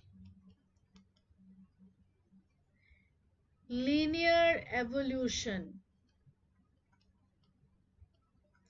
ये मल्टीलीनियर एवोल्यूशन का कॉन्सेप्ट हम लोग जूलियन स्टीवर्ट के साथ रखते हैं। Okay, will you remember this guys? Will you remember? अच्छा, I can see many students are getting confuse कि मैम मॉर्गन का है सैवेजरी, सिविलाइजेशन एटसेट्रा। एक चीज आपको याद रखना है, जब भी हम इन क्लासिकल थिंकर्स को स्टडी करते हैं, चाहे ईबी टाइलर हो या फिर एल.एच. मॉर्गन हो, not just that, in fact even Pareto, ये काफी स्टूडेंट्स नहीं जानते हैं, इवन पेरेटो, एल.एच. मॉर्गन, इन सारे लोगों ने भी इस मॉडल को माना था, सैवेजरी, बार्बेरिज्म, सिविलाइजेशन वाला। बहुत सारे टेक्स्ट में ये क्वेश्चन आया भी है। ईबी टाइलर ये वही थिंकर हैं जिन्हें हम लोग किनशिप में स्टडी करते हैं। उन्होंने फैमिली के टाइप्स हमें दिया था, फैमिली के क्रोनोलॉजी को हम स्टडी करते हैं, पुराने जमाने में क्या फैमिली था, मॉडर्न में क्या था, etcetera. Yes, very good. So please remember that. Okay, so Julian Steward new evolution theories में से जूलियन स्टीवर्ट का थियरी सबसे इंपॉर्टेंट है, because he was the one who says कि सोसाइटी सिर्फ एक ही लीनियर डायरेक्शन में नहीं लेकिन बहुत सारे डायरेक्शंस में जा सकती है। Okay, similarly some more people are Marshall Sahlins, Elman Service etcetera. These are all new evolutionary वाले थिंकर्स। याद रहेगा? Please remember guys. Okay, now cyclical theories का मेजर लॉजिक मैंने आपको क्या बोला था अभी? साइक्लिकल थियरीज ये नोटिस करता है कि सोसाइटी जो है एक बार बहुत अच्छे सिचुएशन में होती है, फिर बुरे सिचुएशन में, फिर से good, then bad, like this. So in cyclical theories we read about several thinkers, but A L. Kroeber भी, बहुत सारे लोग नहीं जानते, बट ए.एल. क्रोबर भी साइक्लिकल थियरिस्ट थे जिन्होंने ड्रेसिंग सेंस के बेसिस पे साइक्लिकल थियरी समझाया था। इसे अगर आप वेस्टर्न औरतों के कपड़े देखोगे कहीं ना कहीं, ये हम भी नोटिस करते हैं, राइट, कि जो फैशन होता है वो हमेशा रिपीट होता है। I don't know how many of you understand that the fashion always more or less comes back after a period of time. They always repeat beyond a point. जैसे palazzo pants, अगर आप पुराने Hindi movies देखोगे, पुराने Hindi movies में palazzo pants बहुत famous था, फिर बीच में पलाजो पैंट्स गायब हो गया, अभी फिर से नया ट्रेंड आया है पलाजो पैंट्स का। Yes, so it's very important, a lot of people might not know, they might ask you कि क्लोथिंग स्टाइल के बेसिस पे किसने साइक्लिकल थियरी हमें दिया था? Please remember, it is E.L. Kroeber. Yes, palazzo, bell bottom, whatever you would like to call. Okay. Now, the next important thinker that we see in cyclical theory is none other than Russian-American sociologist Peterim Sorokin, जिसकी famous book है Social and Cultural Dynamics of 1938, जिन्होंने society को एक pendulum की तरह समझाया था। He said कि society हमारा एक pendulum की तरह होता है।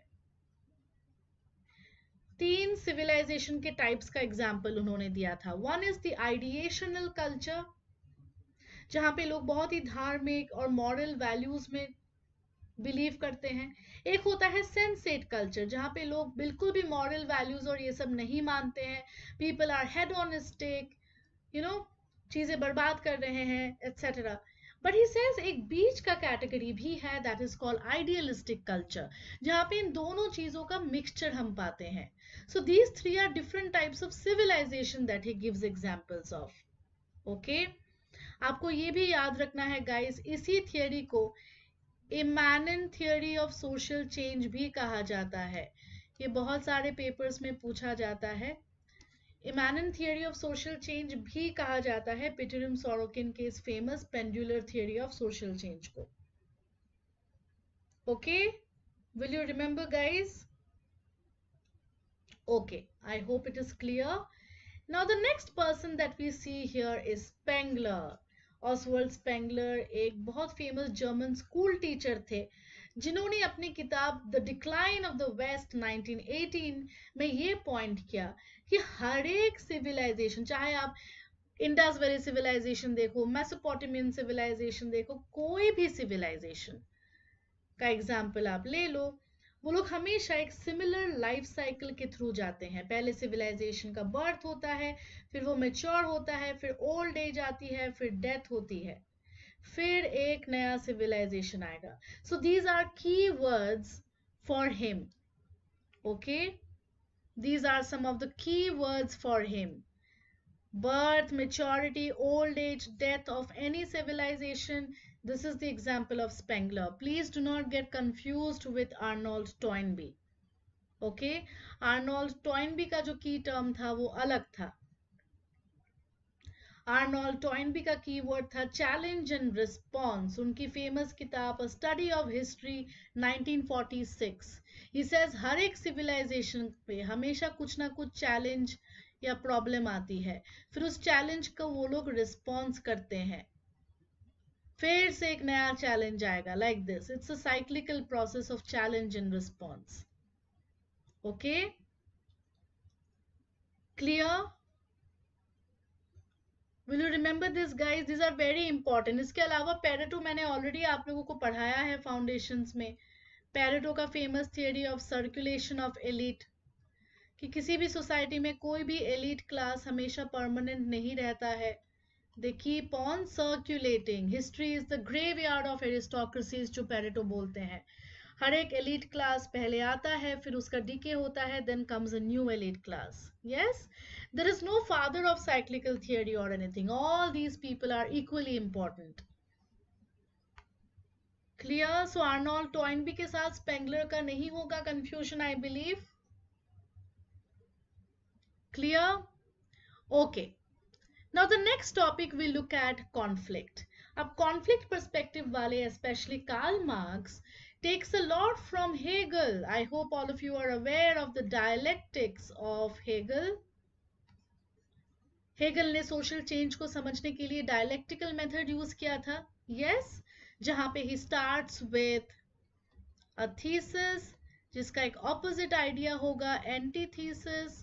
फिर ये दोनों आइडियाज मिलके एक नया आइडिया बनेगा, सिंथेसिस, जिस चीज को कार्ल मार्क्स ने भी अपने काम में यूज किया through his applicability of dialectical materialism. But always remember, Karl Marx never uses the concept of dialectical materialism in his books. It was the later thinkers like Lenin, Frederick Engels who say that yes, Karl Marx ने भी dialectical materialism follow किया था. Okay, clear guys? So conflict perspective ideas के हिसाब से देखेगा कि अगर आइडिया सोसाइटी में क्लैश हो रही है तो इन आइडिया, दोनों आइडियाज को जोड़ के एक नया आइडिया आएगा, and that's how society keeps on changing. Okay, इसके अलावा कार्ल मार्क्स ने तो ये भी कहा था कि कोई भी सोसाइटी रेवोल्यूशन के बिना नहीं बदलता. Revolution is the engine of social change. या फिर उन्होंने क्या कहा था, this is a very famous sentence, I have taught you people some time earlier, I can't recall, कि रेवोल्यूशन या कॉन्फ्लिक्ट के बिना अल्टीमेटली सोसाइटी बदलेगा नहीं. सो रेवोल्यूशन या कॉन्फ्लिक्ट ही सोसाइटी में चेंज ला सकती है. Is the locomotive of social change. Yes, very good. Revolution या कॉन्फ्लिक्ट को उन्होंने लोकोमोटिव बोला था सोशल चेंज का. Very good. Yes. Now, structure functional theory social change को actually detest करता है. अगर आप लोगों ने पढ़ा है, चाहे आपने डर्कहाइम पढ़ा होगा या फिर रैडक्लिफ ब्राउन पढ़ा होगा, इन सब ने एक ही बात बोला है कि फंक्शनलिज्म वाले थियरी ये मानते हैं कि सोसाइटी में चाहे कोई भी प्रॉब्लम हो, सोसाइटी ऑटोमेटिकली फिर से नॉर्मल इक्विलिब्रियम सिचुएशन में आ जाती है. I often take the example of COVID to explain this to my students. कि जब कोविड आया था, अगर आप स्ट्रक्चर फंक्शनलिस्ट थिंकर हैं तो आप ये बोलेंगे कि यस कोविड तो आया है लेकिन धीरे धीरे सोसाइटी नॉर्मल सिचुएशन में फिर से आ जाएगी. It will come back integrated to its original culture again after a while. Okay, Parsons also, yes, very good. Parsons ने भी इस थॉट प्रोसेस को एक्सेप्ट किया through his theory of homeostasis, जो उनकी ओरिजिनल थियरी नहीं है, बट उन्होंने कहा कि सोसाइटी में कोई भी प्रॉब्लम हो, जैसे हमें बुखार होता है तो हमारा बॉडी कोशिश करता है to bring it back to the original temperature.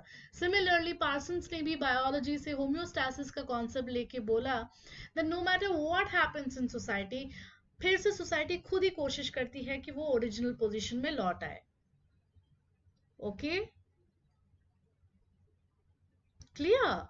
All right.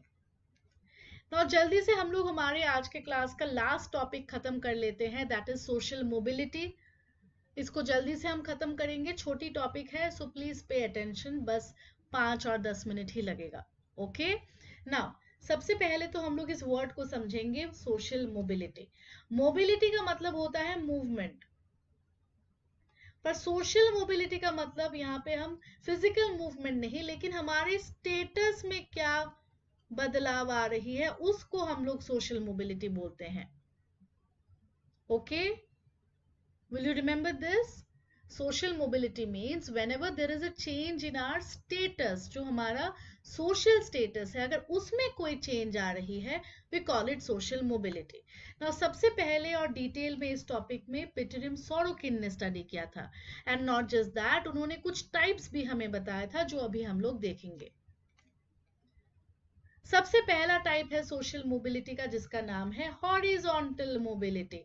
Horizontal word का मतलब क्या होता है? जब हम ऐसे एक लाइन ड्रॉ करेंगे इसको हॉरिजॉन्टल बोलते हैं.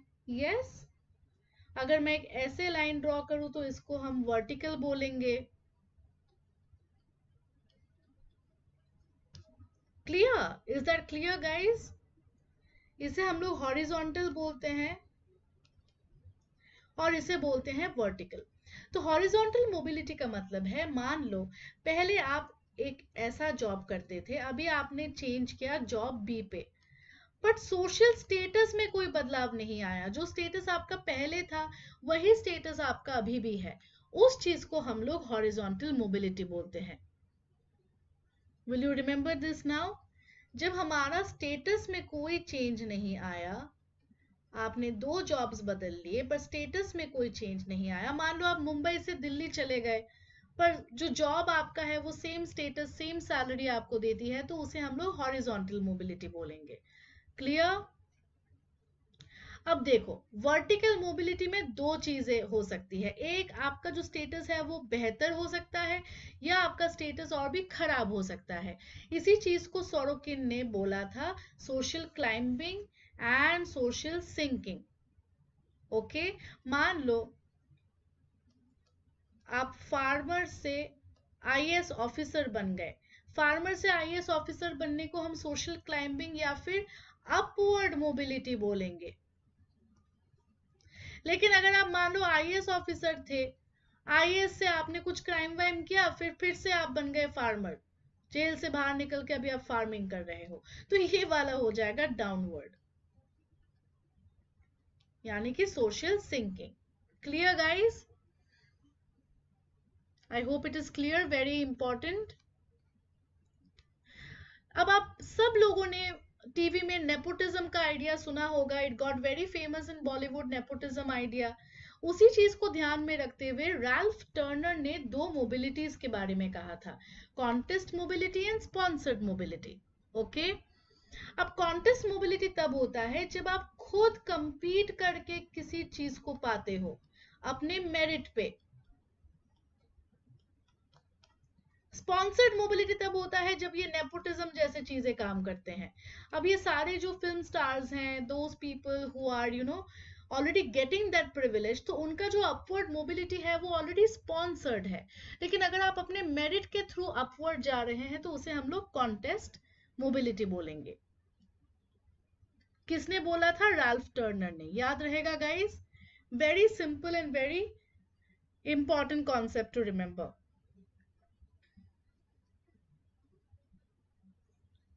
Okay, I hope it is clear. Last type जो आपको याद रखना है वो है इंट्रा जेनरेशनल मोबिलिटी या फिर inter generational mobility. Okay, now in this you have to remember, जब भी आप इंटर वर्ड देखोगे, इंटर का मतलब है हम जब 2 या 3 जनरेशन की बात कर रहे हैं। इंट्रा जेनरेशन यानी कि जब हम सेम जनरेशन के अंदर मोबिलिटी पाते हैं, चाहे वो अपवर्ड हो या डाउनवर्ड हो। अब मान लो आपके ग्रैंडफादर थे फार्मर, ओके, और आपके जो फादर थे मान लो वो बन गए स्कूल टीचर, और आप जो है बन गए मान लो IAS officer. So it's a very good example of inter generational mobility. पर सेम जनरेशन में अगर मान लो पहले आप स्कूल टीचर थे फिर आप बन गए आईएएस ऑफिसर, तो इसे हम एक ही जनरेशन के अंदर देख रहे हैं, तो इंट्रा जनरेशनल। ये दो नाम हम किसी से जोड़ते नहीं है। There is no thinker name that we connect to. You just have to remember the type. Clear? Okay. So that was all for today's class. I hope you people have benefited. In the next class, that is tomorrow, we are going to look at the 3 classical thinkers of Marx, Durkheim and Weber. Revision भी हो जाएगा, आप सब लोग उस class में जरूर आइए, because Marx, Durkheim, Weber हर एक एग्जाम के लिए important है. Okay? Nazia is saying, ma'am, I scored 260 out of 300 in CUET PG thanks to you. Thank you so much, Nazia. All the best. I hope you get through your desired university. Yes? Okay. Thank you so much, guys. अगर video अच्छा लगा इसे like जरूर करना. And I'm repeating, those students who still want to join Unacademy Plus, मैंने class के beginning में आपको बता दिया था, April 30th तक ऑफर है. You can use my code Antarachak and avail a discount. Okay? All right. Bye bye, guys. Take care. Good night.